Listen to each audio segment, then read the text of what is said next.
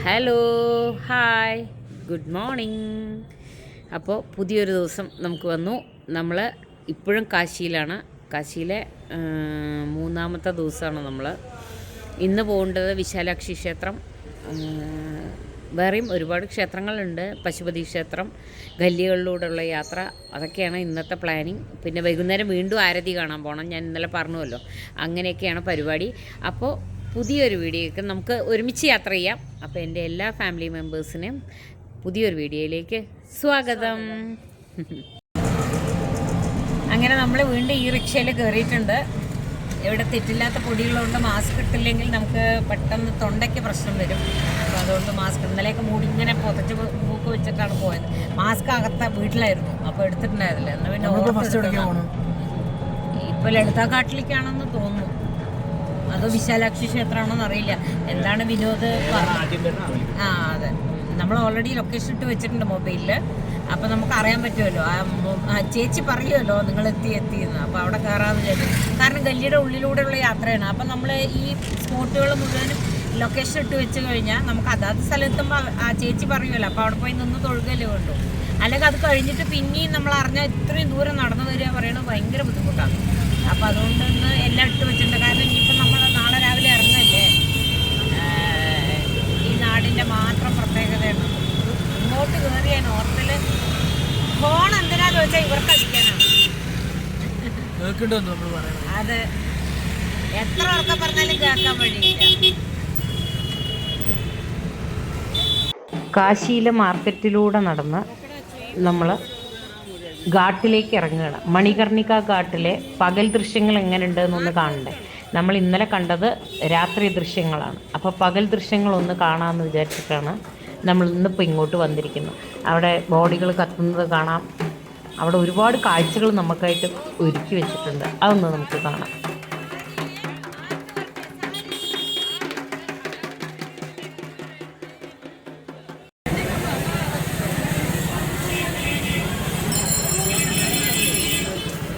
ഇവിടുത്തെ മാർക്കറ്റാണ് കേട്ടോ.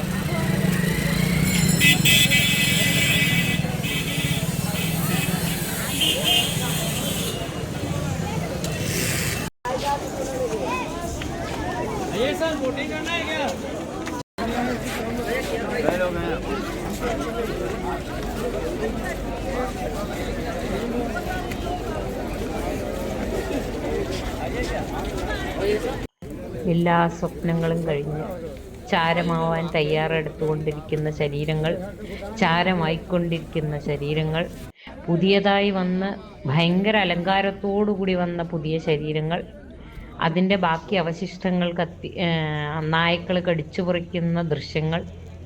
ഇതിലൊരു പ്രത്യേകത എന്താണെന്ന് വെച്ചാൽ, അതിൽ നായ വെള്ളത്തിലിറങ്ങി നിൽക്കുന്ന ഒരു കാഴ്ച നിങ്ങൾ ശ്രദ്ധിച്ചു നോക്കൂ.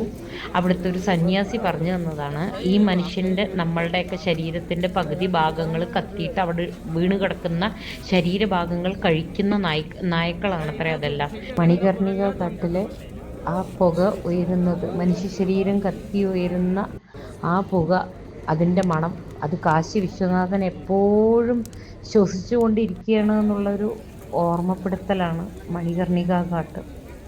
ഒരത്ഭുതമാണ് അവിടം.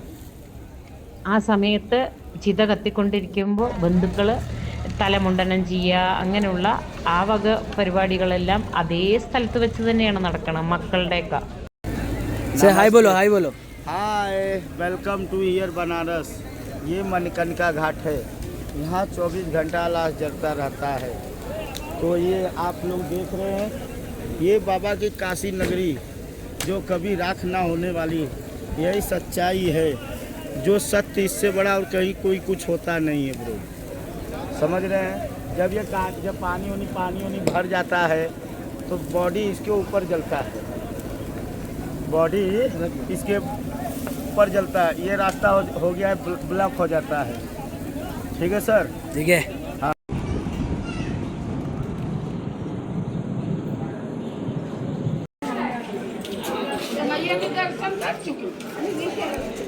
दल श्री विशालाक्षी टेम्पल।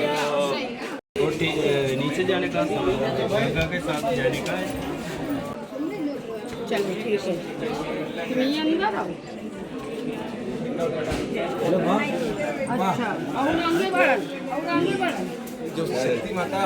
അവിടെയാണ് പ്രതിഷ്ഠ.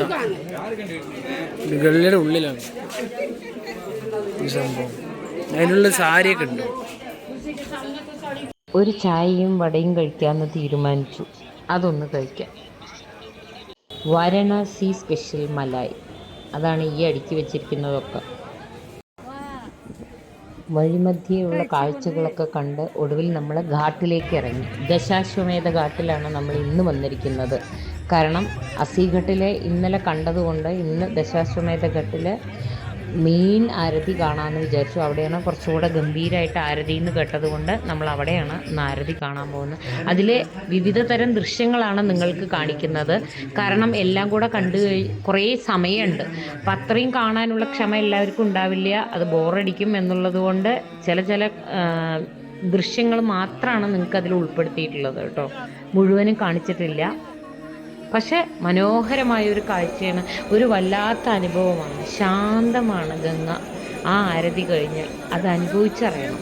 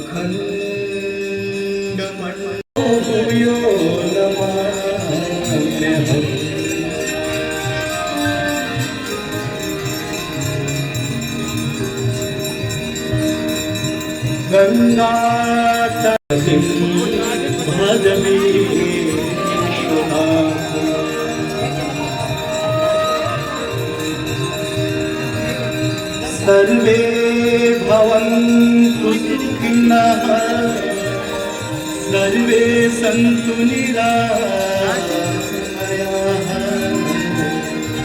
सर्वे भद्राणि पश्यन्तु मा कश्चित् दुःखभाग् मङ्गलमूर्ते सर्वसुखकरणे हरामि सृष्टि तुम्हारे त्रिभुवन जय गंगे माता तेरी गोद में आकर, तेरी गोद में आकर पक्ष पक्ष नारविंद चक्षु शुक्र जामहि महेंद्र चमक वेदिका कदा सदा शिवम भजाम्यहम्